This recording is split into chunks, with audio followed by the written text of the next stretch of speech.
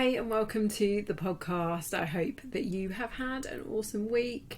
This week's episode is a bit of a client check-in episode. So I've gathered together the non-scale victories, the gratitudes and the questions from this week's client check-ins. And it was so full of amazing stuff. I thought, I need to share this. I need to share this with all of you. So that's what I thought we'd do.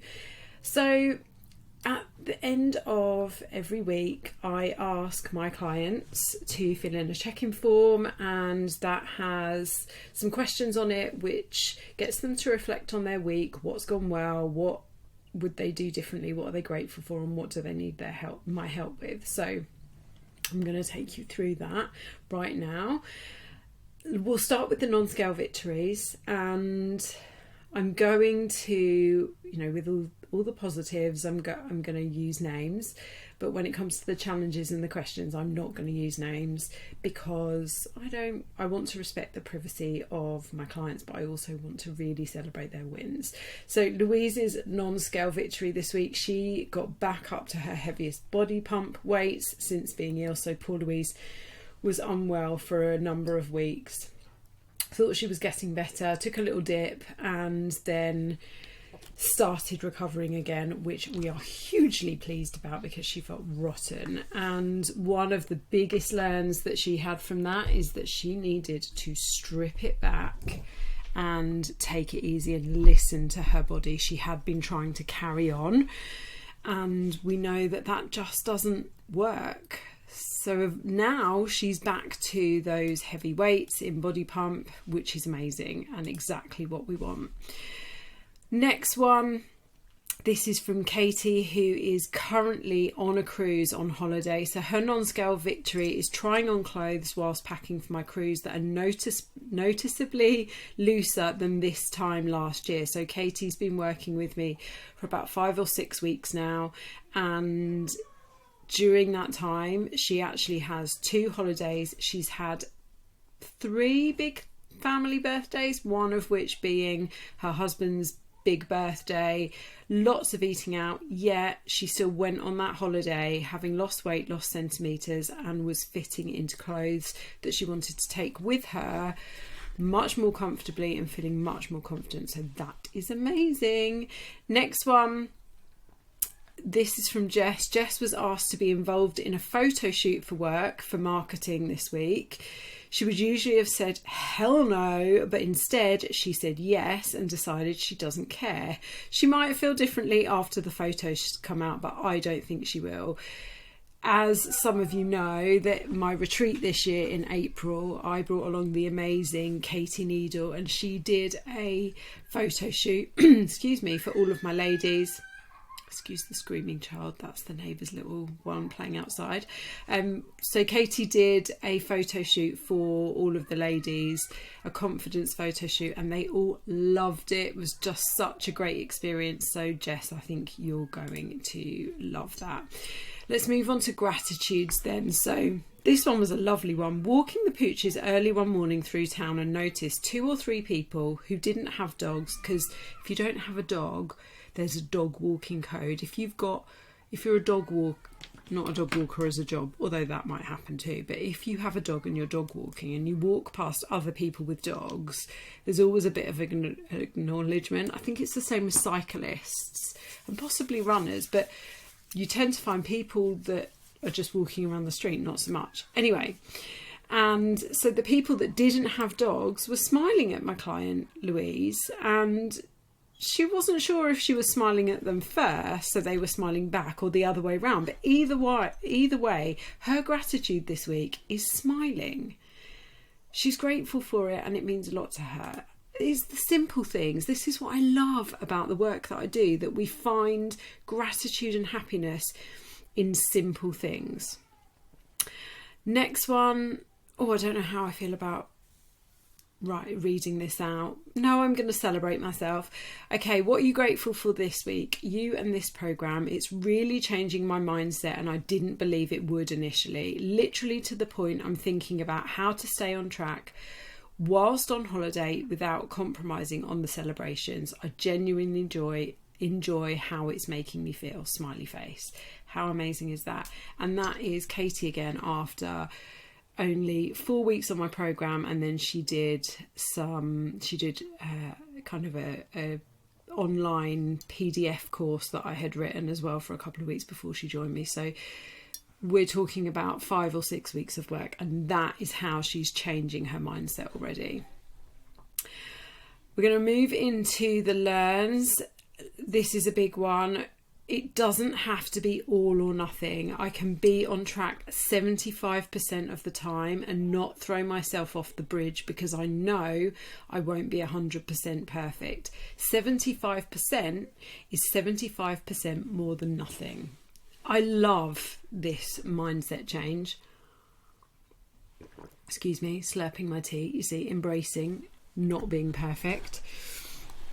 I love this change in mindset, and I was actually having a conversation with someone this morning about how that all or nothing and perfectionist mindset, and they are a really similar thing. You know, if I can't do it perfect, I'm just not going to do it at all, is so damaging to your progress, and actually damaging, I think, in so many parts of life. You know, I could say, in fact, I was thinking before I came on this podcast, so I quite like to write myself some notes for my podcast. So here's some, just honesty. And if you listen to my learns from 100 podcast episodes, you will have picked up on this as well. I like to write myself some notes for my podcast. I like to not script it, but at least know what I'm going to talk about. And I've got open in front of me all the questions that my clients have asked this week, and the selection of the best learns and the best gratitudes and the best non-scale victories. And I sat down and I thought, right, I better, write an intro and an outro and some points about each of these shares that I want to do. And then I just thought, you're completely overthinking this. You've got the things you want to share, you know what you want to say about them, why do you need to write a script? So I just hit record, and I'm still drinking my morning tea. I'm going to slurp it again because it's going to go cold, and I don't like cold tea. I'm still drinking my morning tea, and I'm quite sure that you're fine about that. And there's a child squealing outside the window, but what can we do? So it's not perfect. This is not the perfect podcast. I'm not a professional podcaster. I don't have some really huge editing setup. If you're watching this on YouTube, you can quite often see the mess in the little corner of my screen. I don't have like some flashy background, because actually the important thing is getting the information out to you, is getting the support out to you, is helping you. So, this podcast might be 70-80% perfect, but that's 70-80% better than nothing. I could have sat here for 40 minutes writing a script for a podcast and then thought, oh, now I don't have time to record it. That wouldn't have been very good, would it? So love this mindset shift. Next learn, I don't need chocolate. I have had other sweet things this week, but a lot less than I used to, and I don't think I've had chocolate. Now, this is a great one, because this client is a big chocolate fan, and she likes to eat chocolate every day, but I'm going to be really honest, and I've not named her, she likes to eat the big family sharing size bars of Galaxy. And when we started working together, she admitted to me that she could quite easily go through one of those a day. Now, this is another perfect example of, she is not avoiding chocolate or sweet things, but she's not needing to have as much of them every day. And that's progress. And this is that point that I often make about add things in, don't take them away. So she's not taken away the sweet things, but what she is adding in is protein, fruit and vegetables. So actually there's less room for chocolate. So great learn. next one, that unexpected situations arise and completely throw me. And this is something that I talk about often with my clients, and I talk about how the work that they're doing with me, and for those of you that don't work with me, and if you do want to work with me, please check out my website, www.themumbossmethod.com. Then life will throw things at us. Sometimes they are small spanners, sometimes they're hand grenades, and those things are outside of our control. And it's those unexpected situations that often throw us off track, whether it be we lose sleep for a couple of weeks, a couple of days, whether it's we just completely stop thinking about our habits and maybe don't get as much movement in, or we overeat. It's often the unexpected situations that will come in and knock us off, because once you've got into those habits, they're things that you do every day, just like brushing your teeth twice a day. This is life, and actually it's these unexpected situations that I don't want you to beat yourself up about, because really they're the situations you have no control over. However, this client that has shared this, I know, has had some of these situations come up in the past, and this one was a particularly big one, and I'm not surprised that it threw her off track. But other situations she's had in the past few weeks haven't thrown her off track. So she has progressed. She has progressed massively, and I love it. Okay, let's go to some of the questions then. So what do you need my help with? So same client that I was just talking about, where an unexpected situation threw her. She did hit the button, the big round button with the F on it, and went off track for a couple of days. But her last line here is, so I'm drawing a line and moving on all accounts. So she means food, movement, she means how she feels about the situation, everything. So she's drawing a line. This is the epitome of what I'm talking about. Like, this is the key. You can't change what you've done. You can't change what's already happened. I finished my tea. You can't change what's already done. You can't change how much you overate yesterday. It's done. So then swinging into, right, well, I'm really going to try and make up for that by getting an extra workout in, or, dropping my calories by 200, or I just won't eat dinner. You're actually just swinging right the other way. Instead, draw a line and move on. Draw a line under it. That's massively important. Okay, another, this is, have you stuck to your calorie targets this week? If no, what got in the way? So no, too many meals out and celebrations. However, instead of going off the rails and not caring, I've made sure I had a healthy breakfast and lunch every single day, avoided snacks, and then enjoyed my meals out without overthinking it too much. And this is, when you've got social occasions, like this client has had birthdays and celebrations for about 3 weeks in a row. So trying to avoid social situations is not going to make anyone's life fun. Why should you want to do that? So instead, she's applied some structure for the meals and the parts of her day she does have control over. So sticking to her regular breakfast and lunch, not having normal snacks that she might have at 3-4 o'clock because she knows she's going out for dinner, and then really enjoying that dinner. And this client, by the way, still lost weight this week. So brilliant. So you can still navigate social situations. You can still enjoy people's birthday celebrations, but just by applying a bit of structure to the other parts of your day, you can do that without guilt. Okay, and then the same client had said that her biggest challenge this week was to accept, so readjusting my thinking to accept I won't stay within my calories this week due to endless celebrations, but acknowledging I can limit the damage. For example, keeping all my breakfast and lunches fully on track. There you go. And as I said, the result of that was she still lost weight this week, which is brilliant. Okay, some more that we've got. Another non-scale victory. I was conscious of not just eating my body weight in whatever because I was hungry. I've been really focusing on not overeating, which I'm proud of myself for, as my thoughts are not F it anymore. They are, right, you eat sensibly, you're getting your tea or dinner if you're not from up north when you get in.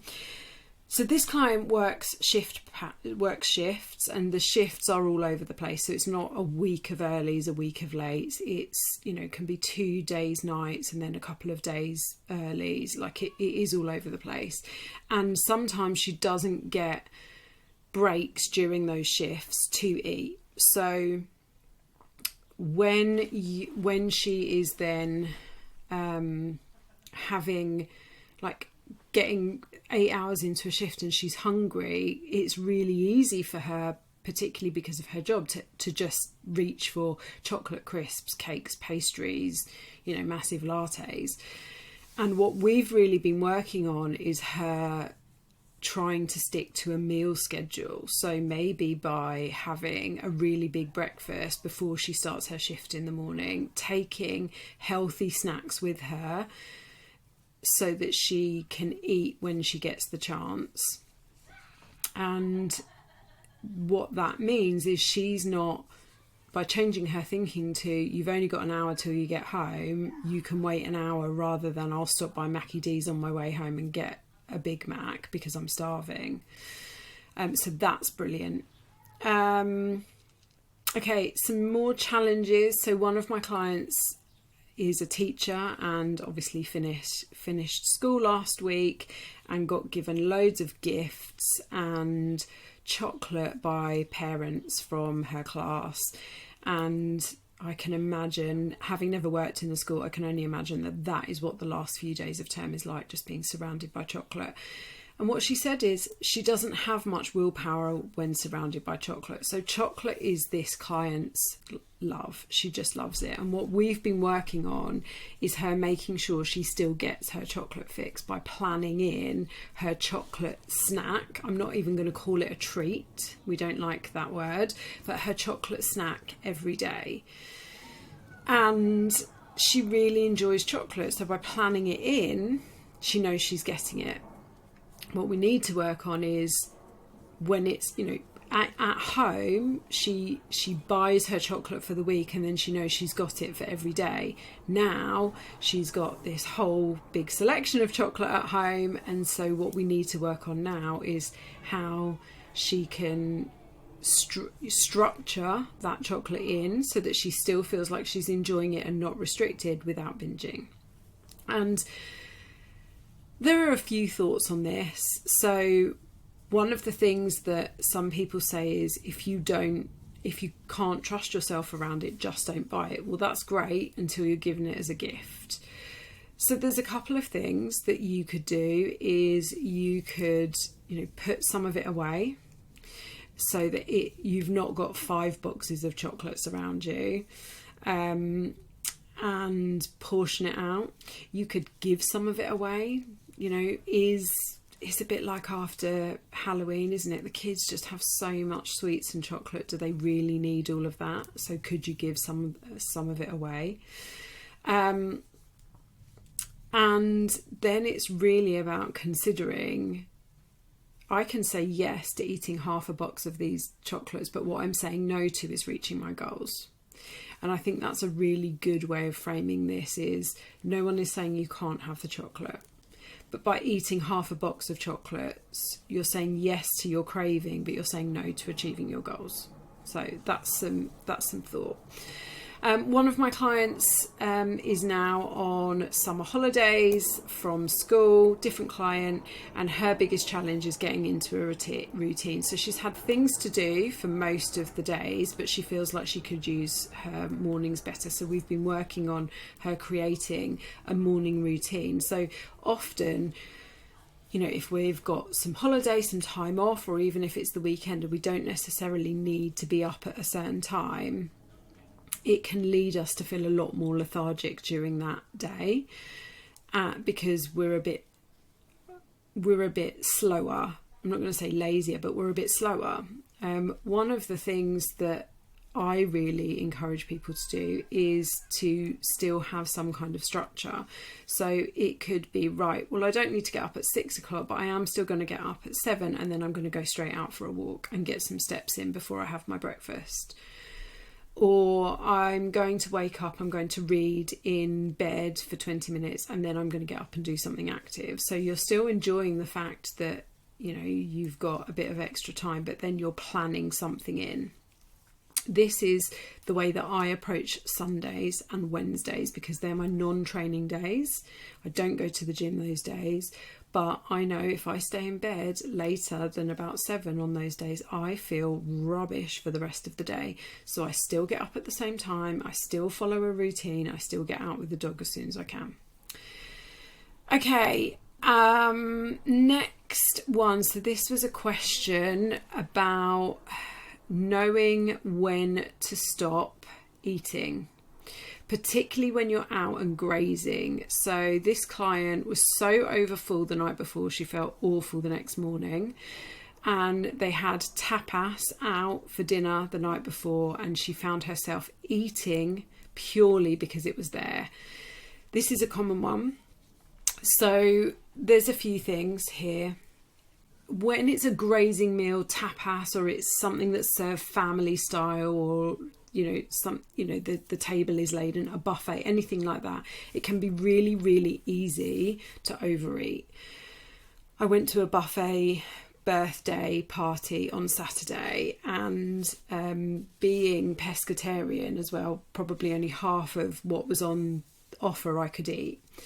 And so what I suggest that you do is you take your plate and you decide, out of all of the things on the table, what are the things you absolutely want to eat, and you put those on your plate and you eat them mindfully. So chewing your food properly, slowing down, maybe putting your knife and fork down between each mouthful, and really enjoying it and eating with enjoyment. Then when you finish that plate, give yourself 5 minutes, and if you are still hungry, and I mean hungry, then go back and have some more. Okay. One of the things I really recommend is that you eat until you're 80% full, and that takes time to learn what that is, but it's so ingrained in us to have that full feeling, like that, oh yeah, I'm stuffed, when actually that's not a comfortable nor healthy place to be. No one wants to feel like it's Christmas Day every day, because then you wouldn't enjoy Christmas. So actually allowing yourself to eat until you're comfortable or 80% full is a really good strategy here, because when you get to 80% full, actually probably not all of your food has reached your stomach yet. So I don't know about you, but I know sometimes I'll eat and then it will be 20 minutes later I all of a sudden feel really, really full. So the 80% thing is really interesting. Why did I say that? The 80% rule is a really helpful rule to go by. The other thing that I would say is that when you are eating out in that way and the food is just still there because everyone's kind of full and they've stopped eating, another really good thing to do is to put your knife and fork, and you feel comfortable, put your knife and fork down, put your napkin on the knife and fork, or your knife and fork on the napkin on your plate, and then it's, in order to pick up more food, you're going to have to unstick the napkin from the knife and fork and things like that, but only if you feel 80% full. We don't need to get to that really full feeling, and it's about really connecting with the food. Same client, caffeine question, really, really interesting question. So I've definitely cut back, not necessarily intentionally, on my caffeine intake recently. And today I didn't have anything at all and ended up with an excruciating headache. Are there any benefits to being completely caffeine free? Okay, so with this, it is obviously not a good idea to over consume caffeine. And there are guidelines on how much caffeine you should be drinking, and it would have been really helpful if I'd looked that up. So I'm going to do that now because I can't remember it off the top of my head. So it's 400 milligrams of caffeine per day appears to be the safe amount for most healthy adults. That's roughly the amount of caffeine in 4 cups of brewed coffee, 10 cans of cola, or 2 energy shot drinks. Keep in mind the actual caffeine content in beverages varies widely, especially amongst energy drinks. So about 4 cups of coffee, right? So is there a benefit to being caffeine free? Only if caffeine affects you in an adverse way. There's nothing wrong with having a couple of cups of coffee or tea a day. If you don't have caffeine and you're used to regularly having it, you will find that you get a headache from the withdrawal of caffeine, and that's natural. So unless caffeine is causing you a problem, giving you heart palpitations, affecting, your anxiety, then there's no need for you to give it up. I would recommend, if sleep is an issue, that you don't drink it after 2 p.m. Another challenge from a different client, finding it hard to eat all of my protein. So actually, this client had said that, and then when we looked at her food, she'd been there or thereabouts hitting her protein target, which is 100 grams a day. She was eating around 90 to 95 grams of protein. That's okay. Trying to push yourself to another 10 grams, if it's going to make you uncomfortable, is not worth it. If we're after progress, not perfection, 100 grams is the ideal minimum, but if you're hitting kind of 95, I'm happy. But what we talked about is the best way of boosting the protein is by increasing her within her diet and lifestyle, is increasing her sizes of protein with every meal. Okay, that's all of them. That was more questions than I had thought about. Can you imagine how long it would have taken me to prep for this and write a script? So glad I didn't. I hope you found that useful and interesting. I'm going to do these a bit more often because these are the real client problems that I help with. So if they help you as well, I'm really pleased. Don't forget to give me some love on the podcast. And if you want to talk to me about coaching, please go to my website, themumbossmethod.com. Have an awesome day.